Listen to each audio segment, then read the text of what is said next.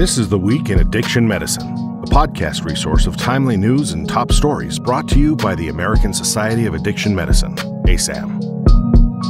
Today is Tuesday, July 15th, and I'm Zach Caruso.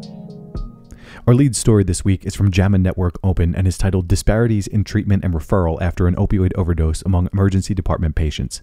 This cohort study of 1,600 patients assessed if there are racial and ethnic disparities in treatment referral rates among patients in the emergency department with opioid overdose.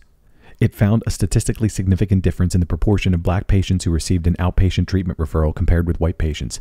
These findings suggest that black patients presenting to the ED with opioid overdose may be less likely to receive outpatient treatment referrals, underscoring the need for targeted intervention and enhanced referral processes.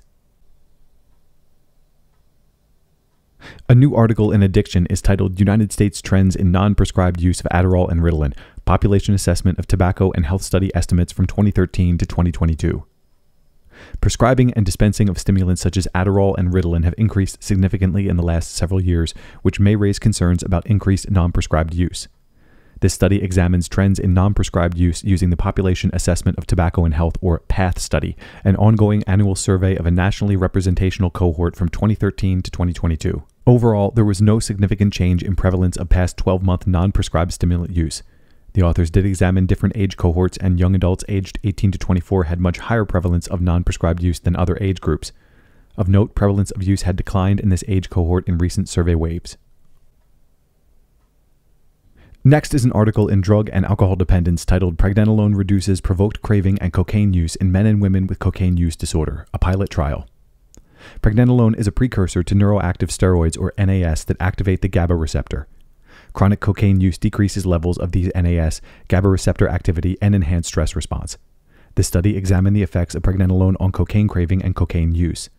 Individuals with cocaine use disorder seeking treatment were randomly assigned to receive 300 milligrams of pregnenolone per day, 500 milligrams of pregnenolone per day, or placebo for 8 weeks.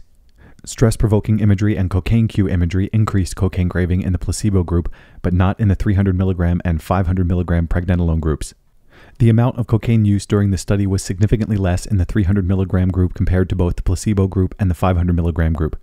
These results suggest pregnenolone reduces cocaine craving and cocaine use in CUD.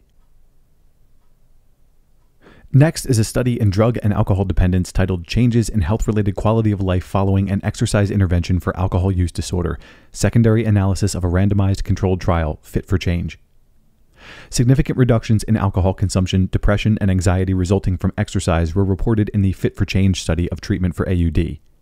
This is a secondary analysis of that study examining the effect of exercise on health-related quality of life. Participants were randomly assigned to aerobic exercise, yoga, or usual treatment. The aerobic exercise and yoga groups were asked to attend 3 one-hour supervised sessions a week for 12 weeks.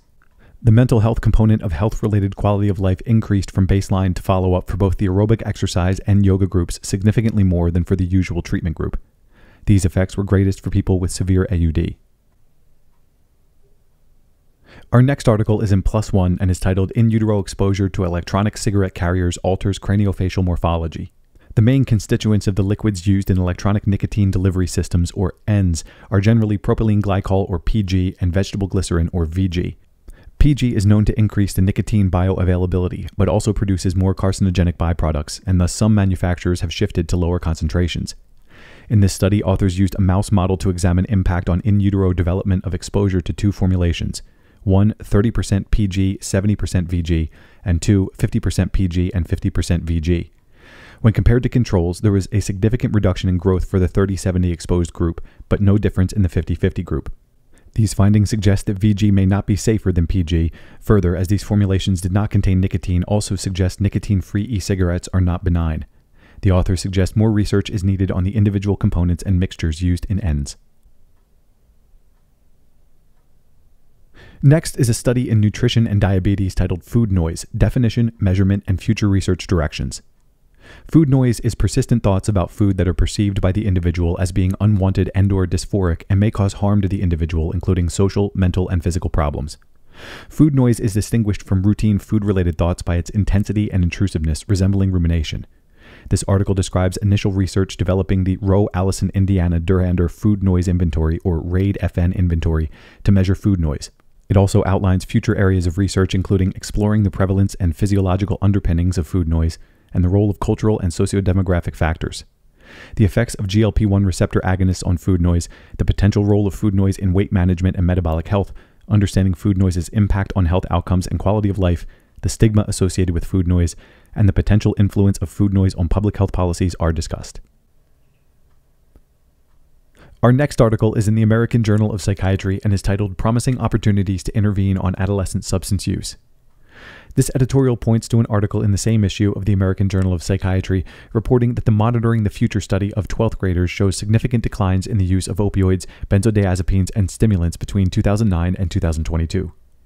They also note that illicit drug use among 12th graders is at the lowest level during the 50 years of the study. However, the 2023 National Survey on Drug Use and Health shows over 2 million adolescents between 12 and 17 have an SUD, mostly cannabis use disorder. They also note a study in the May issue of the journal reporting 5-year follow-up of a school-based intervention in the 7th grade that delays experimentation and reduces the rates of SUD. School-based programs and public health messaging can improve the well-being of adolescents. Our final article is in PNAS and is titled A Molecular Tango Between Chromatin and Metabolites Orchestrates a Feedback Switch for Alcohol Consumption. In this commentary, authors discuss research findings that elucidate the relationship between alcohol consumption and rapid production and secretion of fibroblast growth factor 21, or FGF21. FGF21 signaling is involved in multiple physiological effects, but has been shown to suppress alcohol intake and increase water intake. The induction of FGF21 was found to occur due to effects of ethanol metabolism. First, ethanol is converted to acetyl-CoA during metabolism and promotes acetylation of histones in the promoter region of FGF21. Second, alcohol promotes production of glycerol 3-phosphate, which activates the transcription factor carbohydrate response element binding protein. Understanding these mechanisms could potentially lead to better understanding of AUD. This concludes today's episode of This Week in Addiction Medicine. Remember to subscribe to the ASAM Weekly for more exclusive content and our editor's commentary delivered every Tuesday. Be sure to check us out on social media and at asam.org. Thanks for listening. We'll be back next week.